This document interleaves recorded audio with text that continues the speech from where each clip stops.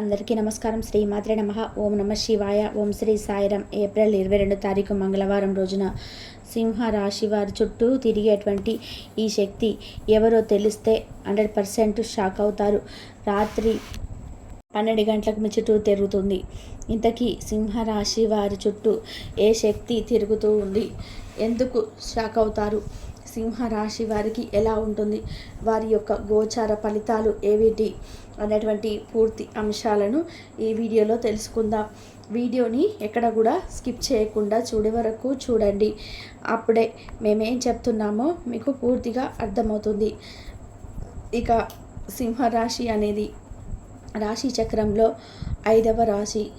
మఖ 1, 2, 3, 4 పాదాలు, పుబ్బ 1, 2, 3, 4 పాదాలు, ఉత్తర 1వ పాదంలో జన్మించినటువంటి వ్యక్తులని సింహరాశిగా పరిగణిస్తూ ఉంటారు.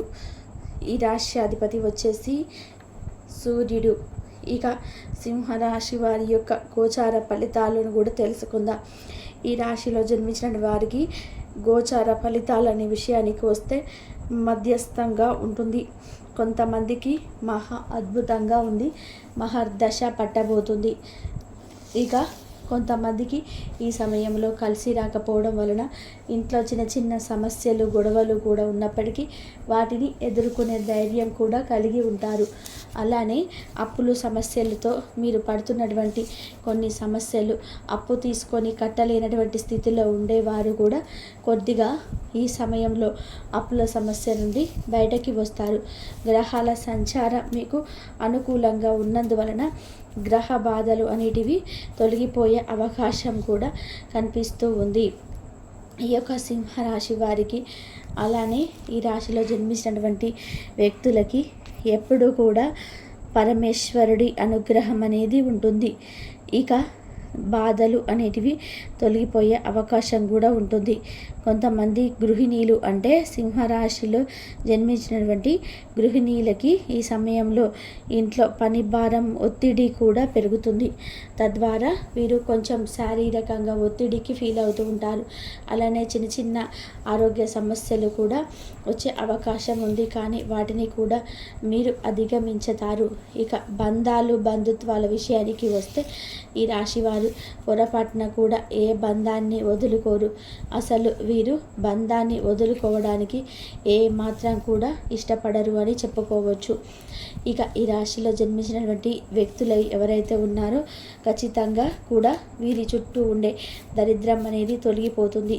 అదృష్టం అనేది 100% కూడా కలిసి వస్తుంది. గ్రహాల అనుకూలత కూడా వీరికి అధికంగానే ఉంది. కొత్తగా ఎవరైనా ఉద్యోగ ప్రయత్నాలు కానీ చేస్తున్నట్లయితే గనక వారికి కూడా అధికంగా కలిసి వచ్చే అవకాశం అయితే కనిపిస్తూ ఉంది సింహరాశి వారికి. అదే విధానంగా నూతన ఉద్యోగ ప్రయత్నాలు అయితే కాకుండా వీరు చాలా కాలంగా ఒక పనిని మొదలుపెట్టి ఆ పనిని ముందుకు సాగిపోవట్లేదు అని అనుకుంటున్నటువంటి వ్యక్తులకి కూడా ఈ సమయం చాలా అనుకూలంగా ఉంది. ఈ సమయంలో వీరు చేసేటువంటి పరిహారాలు, పూజలు కూడా ఫలిస్తాయి. గోచారం అయితే చాలా అనుకూలంగా ఉంది ఈ రాశి వారికి. గోచార ఫలితాలు అయితే చాలా అద్భుతంగా ఉన్నాయి ఈ రాశి వారికి చెప్పుకోవచ్చు. అలానే ఈ రాశిలో జన్మించినటువంటి వ్యక్తులకి ఖచ్చితంగా అనుకూలమైనటువంటి గోచార ఫలితాలతో సమస్త పాపాలు సైతం తొలగిపోయే అవకాశం కనిపిస్తుంది. ఇక ఈ రాశిలో జన్మించినటువంటి వారికి గ్రహాలు చాలా అనుకూలంగా ఉన్నాయి. ఎప్పటి నుండి ఆగిపోయినటువంటి పనులు కూడా ముందుకు సాగిపోతాయి. ఇక సింహరాశి వారికి ఖచ్చితంగా కూడా చూసుకున్నట్లయితే కనుక గోచారం అయితే చాలా అద్భుతంగా ఉంటుంది. అంతేకాకుండా ఈ రాశిలో జన్మించినటువంటి వ్యక్తులకి ఇంకా దైవశక్తి అనేది వీరి ఇంట్లోనే తిరుగుతూ ఉంటుంది. ఈ దైవశక్తి ఎప్పుడు కూడా వీరి వెంటే ఉంటుంది అని చెప్పుకోవచ్చు. లక్ష్మీదేవి యొక్క ఆ కటాక్షం, అనుగ్రహం అధికంగా ఉంటుంది సింహరాశి వారికి. లక్ష్మీదేవి యొక్క అనుగ్రహంతో వీరు జీవితంలో కూడా ముందుకు సాగిపోతారు. జీవితంలో ఎదుగుతూ ఉంటారు. ఎదుగుదల అనేది ప్రారంభమవుతుంది ఈ యొక్క సింహరాశి వారికి. అంతేకాకుండా వీరికి జీవిత పరంగా కూడా చూసుకున్న ధైర్యం అధికంగా ఉంటుంది. పని అంటే వృత్తిపరంగా చూసుకున్నట్లయితే ఎలాంటి పనిని అయినా సరే సునాయాసంగా చేసేటువంటి శక్తి సామర్థ్యాలు అయితే కలిగి ఉంటారు. అంటే ఏ పని చేయాలా, ఆ పని చేయాలి, ఇంత హార్డ్ వర్క్ చేయాలా, ఇప్పుడు చేయాలా అనేటువంటి బద్ధకం కానీ అనేటువంటి ఆలోచన ఉండదు. అది ఏ పని అయినా సరే, ఏ సమయంలోనైనా సరే ఖచ్చితంగా ఒక పని మొదలు పెట్టారు అంటే అది 100% కూడా సక్సెస్ అయ్యేంత వరకు కూడా వదలరు అని చెప్పుకోవచ్చు. ఇక ఈ సింహరాశిలో జన్మించినటువంటి వ్యక్తులు చాలా మంచి వ్యక్తులు. ఈ రాశిలో జన్మించినటువంటి వ్యక్తులకు ఖచ్చితంగా చాలా మంచి వ్యక్తులు. ఈ సింహరాశి వారికి ఇక జీవిత పరంగా చూసుకున్నట్లయితే వీరు చాలా మంచిగా ఎదిగే అవకాశం అయితే ఉంటుంది. వీరికి ఈ సమయంలో ఒక దైవ అనుగ్రహం అంటే రాత్రి 12 గంటల సమయంలో కూడా వీరి ఇంట్లోకి వస్తుందని చెప్పుకోవచ్చు. అంటే లక్ష్మీదేవి రాత్రి సమయంలో వీరి ఇంట్లోకి వస్తుంది. అలానే వీరి యొక్క పితృదేవతలు ఎవరైతే ఉన్నారో వారు కూడా రాత్రి 12 గంటల సమయంలో వీరి ఇంట్లోకి వస్తారు అని చెప్పుకోవచ్చు. ఆ సమయంలో ఇంట్లో తప్పకుండా కొద్దిగా అన్నము మరియు కూర ఇంట్లో తప్పకుండా పెట్టాలి. ఇలా ఉంచటం వలన లక్ష్మీదేవి సంతోషిస్తుంది, పితృదేవతలు కూడా సంతోషిస్తారు. అలా మనకు ఇంట్లో ధనానికి ధాన్యానికి లోటు అనేది ఉండదు. ఇక ఈ సింహరాశి వారికి ఖచ్చితంగా మంచి జరగాలి అన్న, ధనవంతులుగా మారాలన్నా ఇంట్లో అన్నము కూర రాత్రి సమయంలో కొద్దిగా పక్కన పెట్టాలి. అప్పుడు వారి అనుగ్రహం కలుగుతుంది. అలానే మూగజీవులకి ఆహారం వేస్తూ ఉండాలి.